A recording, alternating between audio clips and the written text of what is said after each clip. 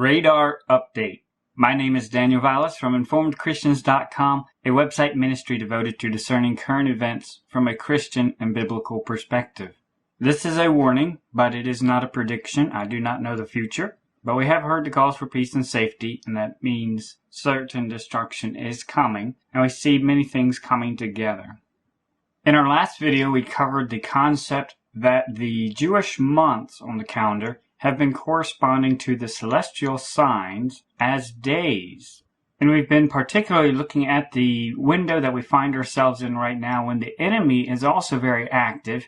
And we've mentioned this before, that the enemy does appear to know that something is very particular about this time. And we see a lot of events scheduled by the enemy, particularly in this last 40 days since the Jonas sign that we've seen. So we expect prophetically from the celestial signs, the calls for peace and safety, and even the sign of Jonas, in context of the larger picture, we expect something to most likely happen within this 40-day window.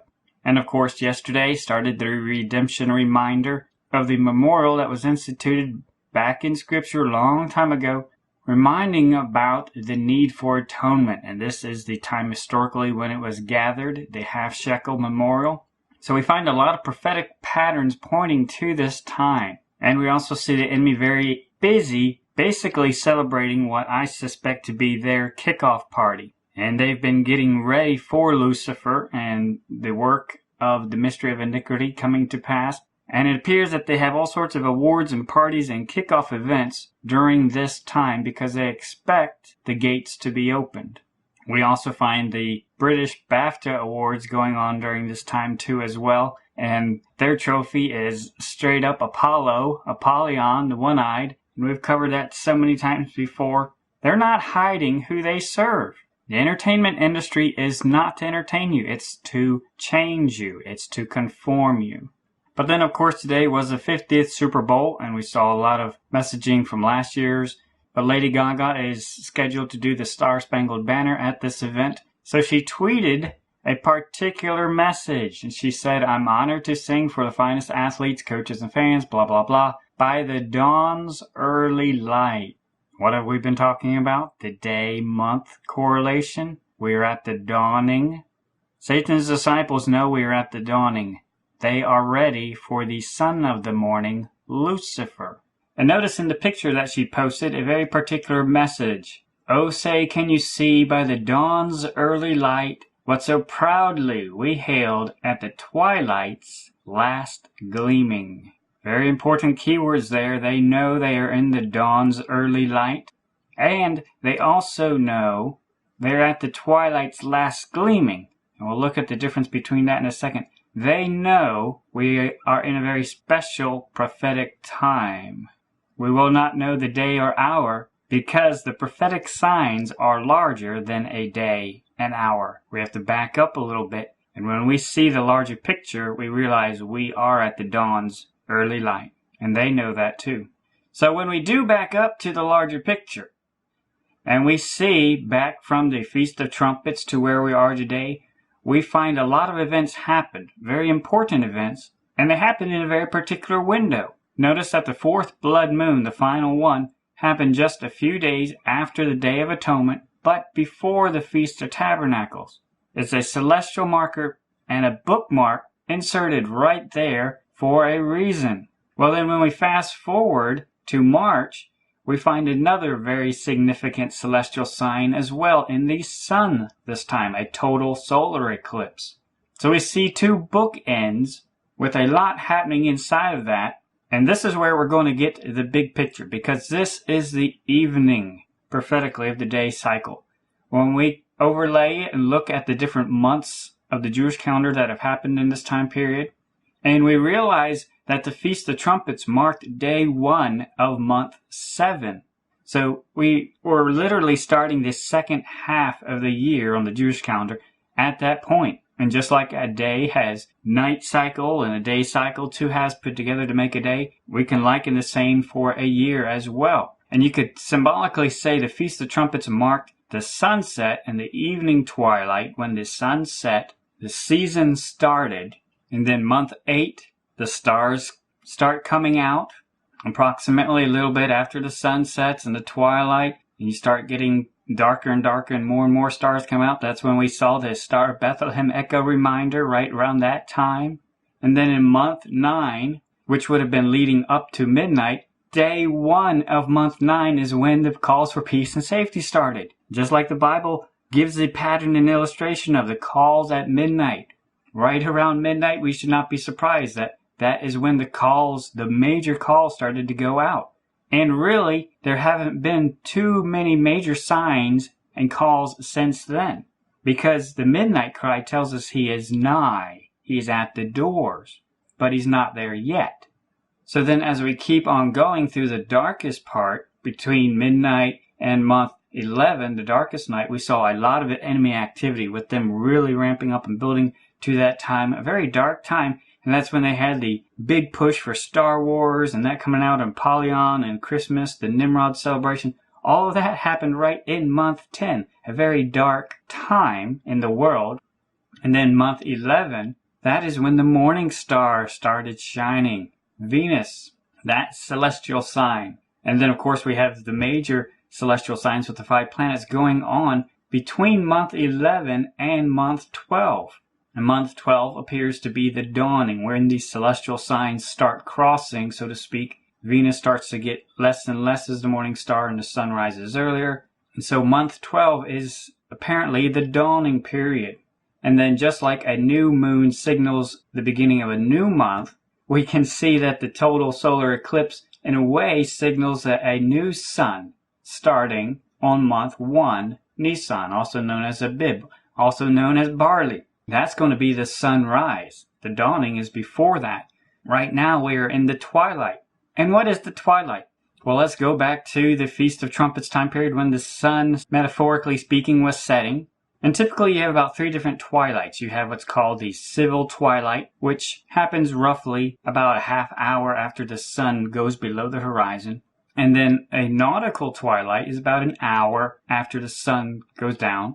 And then an astronomical twilight is about an hour and a half after the sun goes down. That's when the stars are fully out. And this is really interesting when we consider that Venus, the morning star, was used for navigation for so many years and even still today because it signals the sun is coming up. And when you can set your sights on Venus, that helps you chart your course. So right now we find ourselves right in the typical nautical twilight. And it is this time period between twilight, while it's still twilight, but not quite night yet. That little frame of time is called the twinkling of an eye. That is when there's just enough light from the stars and the bright stars or far off distant light sources to produce just a little glimmer in the eye. But that time frame is not very long. It's between the twilight and the night. So right now we find ourselves approaching the typical nautical twilight, and the further we go forward, the more the dawn will be approaching. We are right now in the twilight's last gleaming. The more we go forward, the less we will be in that twilight twinkling of an eye period.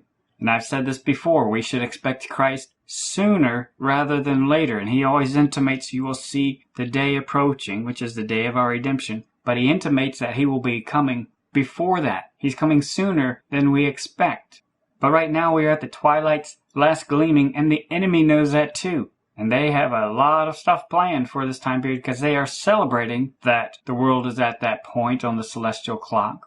But the world still goes on as though things will continue the way they've always been. They have their life goes on mentality, the days of Noah. People have no clue that judgment is looming right over them. They do not know what time it is. Back in the fall on the Feast of Trumpets, literally on the day, month 7, day 1, we started hearing so many different trumpet calls, getting louder and louder and louder, letting us know that midnight was coming, the bridegroom is coming, and that we must make ourselves ready. Now the 4th blood moon was, again, right after the Day of Atonement, but right before the Feast of Tabernacles. And we talked about the prophetic implications of those shadow patterns. But it should catch our attention that such a significant sign happened within just that very narrow window. Because it's important. It's as though God was putting in a bookmark and says, okay, we're going to pause the prophetic clock in a sense here, but we are going to pick it up later. So he inserted a celestial marker, a very significant celestial marker, And when we look forward to the next significant celestial marker, we find that around that time, it appears, things will be unpaused and a lot of prophetic events will come back into play and will come together. Specifically around that time, it appears that both the Day of Atonement and the Feast of Tabernacles will come back into play when Christ's second coming will coincide with the shadow and pattern of his first coming, right around Passover, when he picks up what he has redeemed the first time. Our day of redemption will meet pattern-wise the day we were redeemed. Now, it won't happen on the day. It's probably going to most likely happen in the shadow of it way before. But these two patterns, these two shadows are meeting up. And also right with tabernacles right on the heels of it. Because what happens when Christ comes and picks up what he has redeemed the first time, then immediately for the wise servants, it goes into their bridal chamber, the Feast of Tabernacles. That fall feast prophetic pattern is then picked up. Luke 12:37-38 tells us, "Blessed are those servants whom the Lord when he cometh shall find watching. And if he shall come in the second watch, or come in the third watch, and find them so, blessed are those servants." And we could see how the Jewish calendar, they divided up the night into the 4 watches. And Jesus was thrown out rhetorically, but he's also dropping a clue. He was saying, I could come in the second watch or the third watch, which would be around midnight when the typical bridegroom would come. But then he alludes that he probably wouldn't be coming in that time period, and of course the next period would then be the 4th watch. And that is where we find ourselves now. And he says, blessed are the servants who are looking for their Lord when he comes. Even though the hour is very late, let us continue watching with our eyes and with our heart and preparing our heart and life so that we are ready and we are watching with our life when he comes. Not only is Tabernacles being kicked off, which represents the bridal chamber, the period of 7, but it would also be starting the shadow of the spring feast again as well, but on a higher level for those wise servants, because it will then picture an exodus again, the rapture, the falling away of the barley harvest. Those that had an ear to hear what the Spirit saith to them, they can be winnowed. And this barley first fruit will be waved before the throne of God. It's a beautiful picture of all these patterns and shadows coming together and also going to a higher level of how they were fulfilled the first time, now going to an even larger fulfillment. But that is the wise servants, those who are watching and living as though their Lord and their bridegroom is returning. But then the foolish, the weak, the ones that have to be threshed, they're going to enter into the Feast of Tabernacles pattern, but outside the booth, outside the bridal chamber. Luke 12:45-46, if that servant say in his heart, my Lord delayeth his coming, the Lord of that servant will come in a day when he looketh not for him, at an hour when he is not aware, and will cut him asunder, and will appoint him his portion with the unbelievers.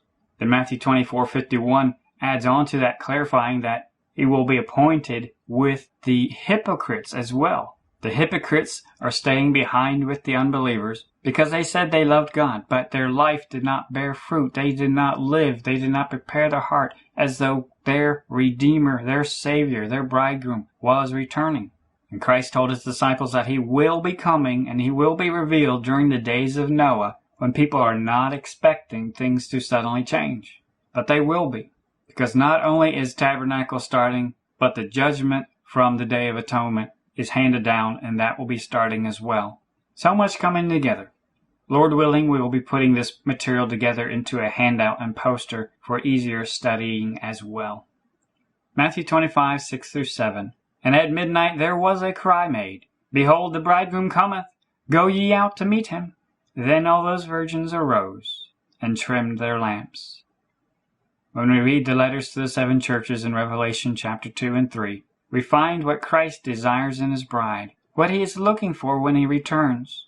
He has given her so many messages, so many calls that he is coming. Have you heard the warning calls? Do you know what time it is? Are you preparing your heart? Friend, this is why we study this material. It's because the hour is very late. We are running out of time. But that means our bridegroom is so close. Our Redeemer, coming to pick up what he has redeemed. That is why we make ourselves ready. That is why we trim off of our lamp and our life things that should not be there. We are at the twilight's last gleaming. Are you ready? May Christ find you serving Him and shining bright and listening to what the Spirit saith to the churches. Maranatha.